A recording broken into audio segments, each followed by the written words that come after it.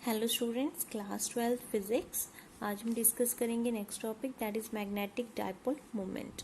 ये शायद आपने पहले भी सुना होगा, होपफुली अगर आपको याद है तो। इलेक्ट्रिक डाइपोल मोमेंट के बारे में हमने पहले भी डिस्कस किया था, उसी तरह से ये क्या है, मैग्नेटिक डाइपोल मोमेंट। ठीक है, मैं आपको याद दिलवा दूँ थोड़ा सा। इलेक्ट्रिक डाइपोल मोमेंट में क्या था, हमने लिए थे very small charges that are of opposite sign. एक नेगेटिव लिया था, एक पॉजिटिव लिया था, और बहुत ही स्मॉल डिस्टेंस से वो क्या थे, एक दूसरे से सेपरेटेड थे 12। तो इलेक्ट्रिक डाइपोल मोमेंट की वैल्यू क्या आ रही थी, P is equals to Q into 12। ठीक है, उसी तरह से हमने एक मैग्नेट लिया, और मैग्नेट के अंदर क्या होते हैं, नॉर्थ एंड साउथ पोल होते हैं। तो हमने यहाँ पे लेट कर लिया M, स्मॉल m जो है वो क्या है, मैग्नेटिक स्ट्रेंथ, या फिर आप इसको बोल सकते हैं पोल स्ट्रेंथ। ठीक है, तो मैग्नेटिक स्ट्रेंथ M या फिर पोल स्ट्रेंथ भी इसको आप बोल सकते हैं। तो मैग्नेटिक मोमेंट का फॉर्मूला यहाँ पे क्या होगा, इसको कैपिटल M से लिखेंगे हम, is equals to M into 2L। Here 2L is the distance between the two poles. ठीक है, तो इन दोनों के बीच का डिस्टेंस कितना है, 2L है, क्योंकि सेंटर से ये L है और यहाँ से क्या है, L।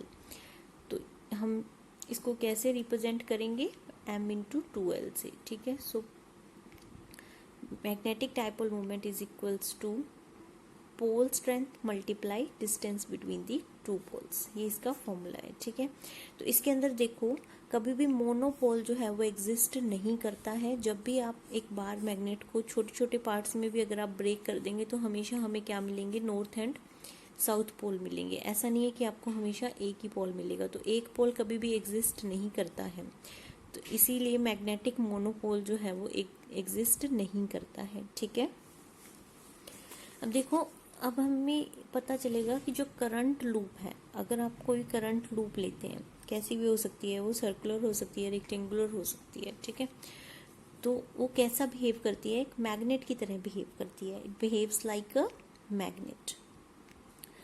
देखो यहाँ पे हमने एक सर्कुलर कॉइल ले ली, सर्कुलर लूप ले लिया। ठीक है, करंट कैरिंग कॉइल है ये।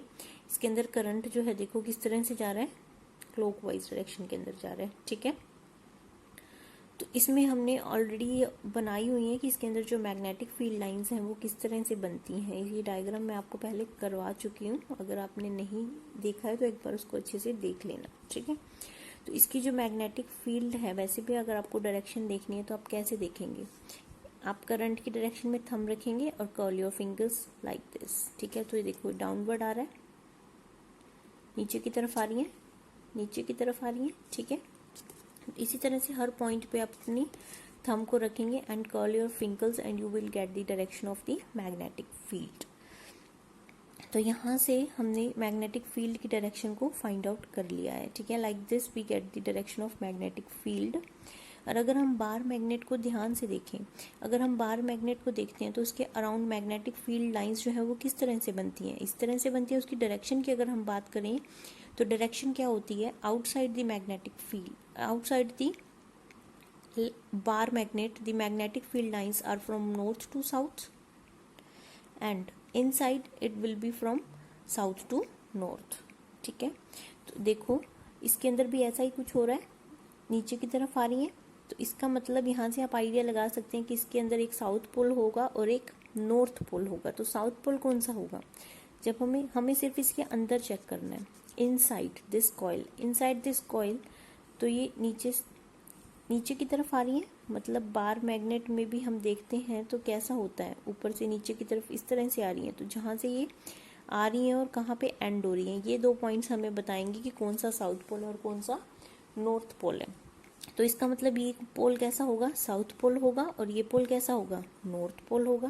ठीक है, तो इसका मतलब इसके अंदर भी एक साउथ पोल है और एक नॉर्थ पोल है। अगर ऐसा है और इसकी फील्ड लाइंस भी बिल्कुल सेम बन रही हैं तो इसका मतलब ये कैसा बिहेव करती है, एक मैग्नेट की तरह बिहेव करती है। ठीक है, और अगर आपको डायरेक्शन नहीं याद रहती है तो आप इससे भी याद रख सकते हैं कि अगर क्लॉकवाइज डायरेक्शन होगी तो वो हमेशा किसको रिप्रेजेंट करेगी, साउथ पोल को रिप्रेजेंट करेगी। देखो यहाँ से यहाँ पे करंट जो है वो क्लॉकवाइज डायरेक्शन के अंदर मोशन कर रहा है, तो इसका मतलब ये पोल कौन सा होगा, साउथ पोल होगा। और ये एंटी क्लॉकवाइज डायरेक्शन के अंदर मोशन कर रहा है,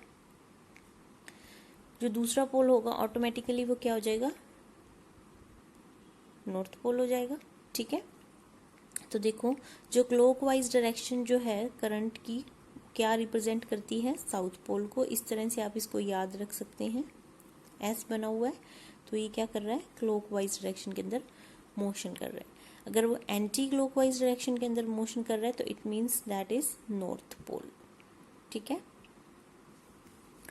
तो मैग्नेटिक मोमेंट जो है इस केस के अंदर क्या होगा, अगर ये मैग्नेट की तरह बिहेव कर रही है तो इसका मतलब इसके पास कुछ ना कुछ मैग्नेटिक डायपोल मोमेंट होगा। तो मैग्नेटिक मोमेंट की वैल्यू इसके अंदर क्या होगी, आई इंटू एरिया वेक्टर।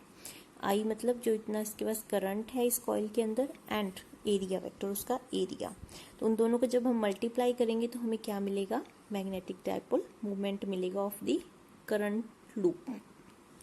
और इसकी डायरेक्शन की अगर हम बात करें तो मैग्नेटिक डायपोल मूवमेंट की डायरेक्शन कहाँ से कहाँ होगी, साउथ टू नॉर्थ होगी हमेशा। ठीक है, इस केस के अंदर भी साउथ टू नॉर्थ होगी direction of magnetic dipole movement. तो अगर आपको डायरेक्शन फाइंड आउट करनी है मैग्नेटिक डायपोल मूवमेंट एम की, तो आप कैसे फाइंड आउट करेंगे, curl the fingers of your right hand in the direction of the current and then your thumb will point the direction of the magnetic dipole movement. ये कह रहा है कि आप अपने फिंगर्स को कर्ल करेंगे जिस डायरेक्शन में करंट मूव कर रहा है, तो थंब जो है वो क्या रिप्रेजेंट करेगा, एम को रिप्रेजेंट करेगा। ठीक है, देखो क्वेश्चन करते हैं जिससे आप इसको समझ पाए।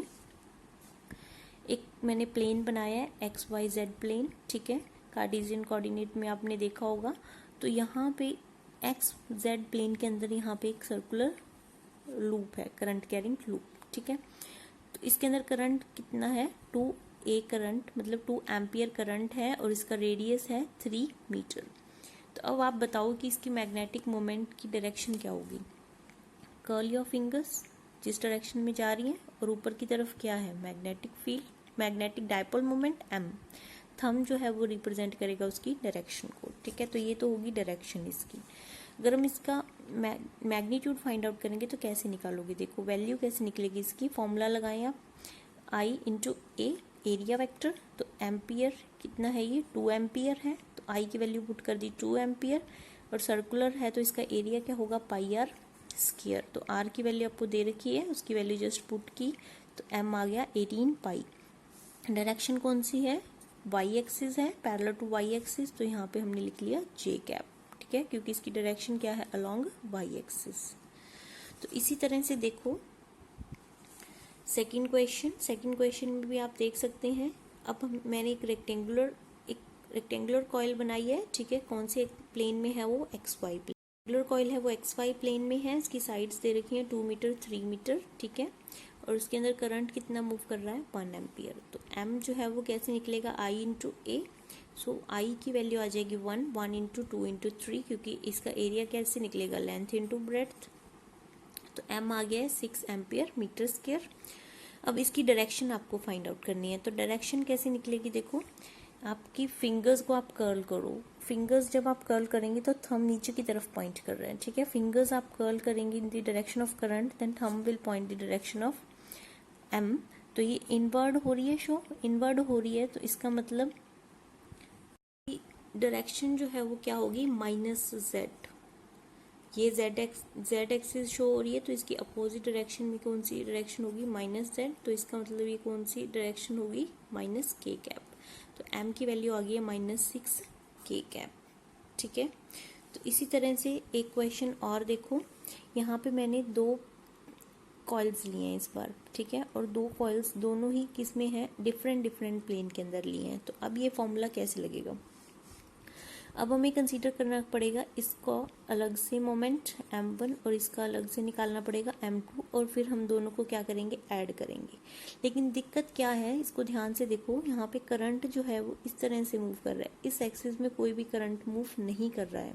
तो हमें तो एक कंप्लीट सर्कल चाहिए, सर्कुलर लूप चाहिए, तभी हम उसमें से उसका मोमेंट जो है वो फाइंड आउट कर सकते हैं फॉर्मूला लगा के। तो क्या किया हमने, देखो हमने इसको लेट कर लिया कि ये करंट जो है वो इस डायरेक्शन में मोशन कर रहा है, और इस लूप का करंट जो है वो इस डायरेक्शन में मोशन कर रहा है। तो नेट करंट हमें क्या मिला, यहाँ पे 0 मिला, आई की वैल्यू 0 आ गई।